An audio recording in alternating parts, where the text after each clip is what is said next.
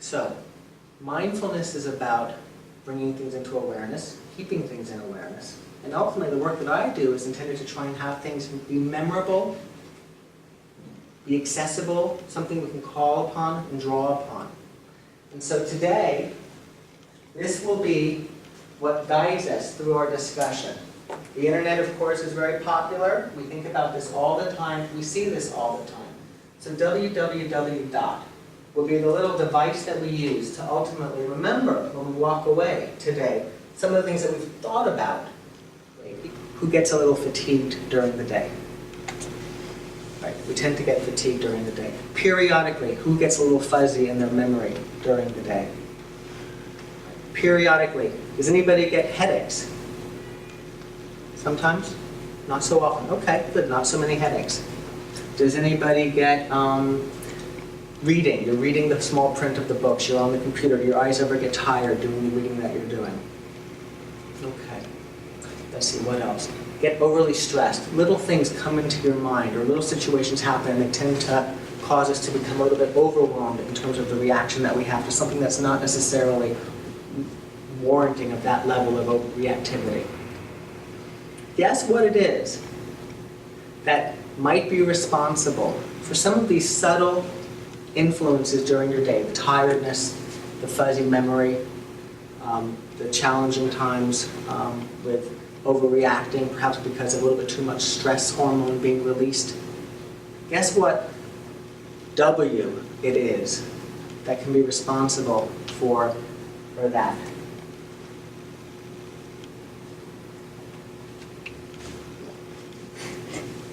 Guess what W? Water. Water. So a couple of things.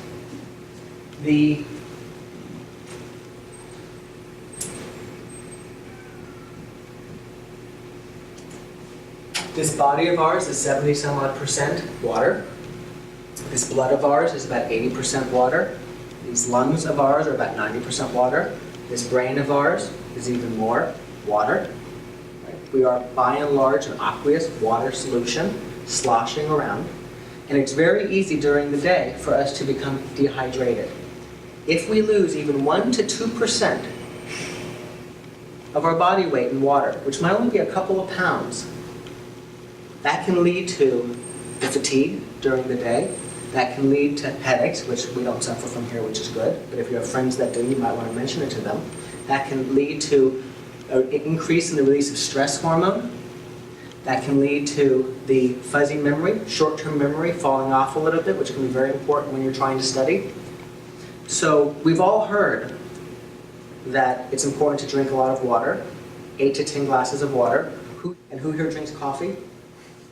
Who here drinks tea? Okay. Who here drinks sodas? Okay, so good. This is a nice little mix. Some do and some don't. These are diuretics, and that means that they have us contribute to the loss of fluids during the day. So even if you're drinking something that has water in it, if it's got caffeine in it, which is a diuretic, it has us losing more than we're taking in. And maybe have a glass of water or a bottle of water on the desk. And just because it's there, you'll turn to it more. So that's one way. Now, one of the best sources of omega-3 oils are the second W, which is what? Walnuts, yes. Well done. So, you may also take these with you, you may share these with friends. But I want to talk to you just a little bit about these walnuts. These serve many, many, many purposes, not just what we're talking about, but the long-term cardiovascular health is hugely affected by it. And there's wonderful research that shows the importance of this for cardiovascular disease, with the plaque buildup in our arteries.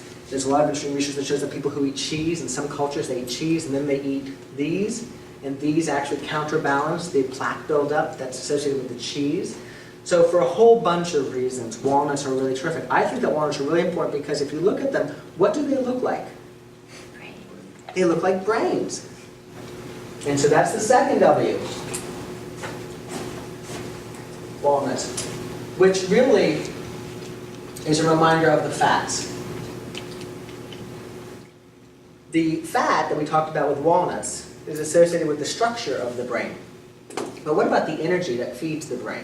And so the third W will be whole grains. So we've all heard about whole grains. And this is a reminder that we want glucose to make its way through the blood to the brain, where it feeds the brain and keeps the brain maximally alert for concentration, for attention, for learning, etc. When we have processed wheats, processed foods, and those tend to be the white ones, so for example, the white sugar, the white flour, the white breads, when we have those foods, because they're so processed, right? You ever see a wheat berry? You ever see a wheat berry? It's like a little seed that grass grows out of it, right? That can, on the one hand, be a whole little berry, and on the other hand, it can be just a fluff of flour. And depending upon which one of those is used to make your food will very much affect how quickly the glucose makes its way, the sugar makes its way into your blood. Think about breads, because if you are a bread eater, most of us are, away from the white breads, because white breads will have our blood sugar spike and our blood sugar drop. We'll have good little concentration, and then we'll have a nice sort of drop into lethargy. And if you're eating white breads, which is fine, I'm not saying stop eating white breads, I'm saying just be aware of it and how you might make just a subtle little shift here or there.